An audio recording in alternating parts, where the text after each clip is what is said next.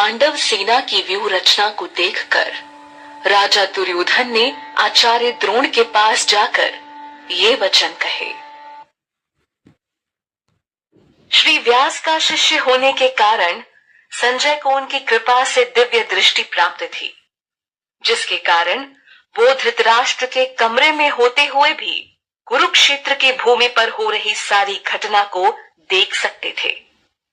धृतराष्ट्र के सवाल का उत्तर देते हुए संजय ने उन्हें बताया कि हे राजन, पांडवों की व्यूह रचना को देखने के बाद राजा दुर्योधन अपने सेनापति द्रोणाचार्य के पास गए, जहां वो उनसे ये शब्द कहते हैं। दुर्योधन के पास एक विशाल और शक्तिशाली सेना थी। इसके बावजूद भी पांडवों की व्यूह रचना देख वो अपने गुरु व सेनापति द्रोणाचार्य के पास गया। अधर्मी दुर्योधन के दिल में पैदा हुए डर की यह पहली निशानी थी। वो अच्छे से जानता था कि पांडवों के खिलाफ युद्ध आसान नहीं होगा। पांडवों का यह व्यूह उसे अपना काल बनता नजर आ रहा था। हे आचार्य, आपके बुद्धिमान शिष्य द्रुपद पुत्र धृष्टद्युम्न द्वारा व्यूह रचना में खड़ी की हुई पांडवों की इस विशाल सेना को देखिए।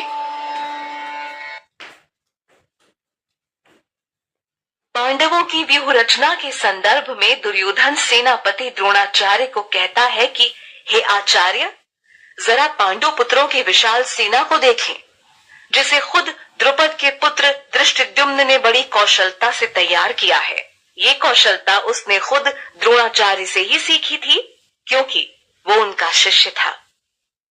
गुरु शिष्य रिश्ते के कारण ही द्रोणाचार्य ने धृष्टद्युम्न को पूर्ण युद्ध कौशल सिखाया था। युद्ध तो मूल रूप से पांडव और कौरव भाइयों के बीच था, लेकिन इस समय द्रुपद के पुत्र की बात छेड़ना भी दुर्योधन की एक चाल थी। वो द्रोणाचार्य को द्रुपद के साथ हुई एक राजनीतिक दुश्मनी की याद दिलाता है। इस दुश्मनी के बाद ही द्रुपद ने द्रोणाचार्य के विनाश के लिए बेटे धृष्टद्युम्न को अग्निकुंड से पाया था। यानी द्रुपद ने एक महान यज्ञ से धृष्टद्युम्न को प्राप्त किया था, जिसके द्वारा आगे चलकर द्रोणाचार्य का वध होना था। आज वही द्रुपद पुत्र पांडवों के साथ खड़ा है और पूरी बुद्धिमानी से उसने ये व्यूह रचना की है। इसीलिए जिसे न भेद पाने का डर दुर्योधन को सता रहा है, इसीलिए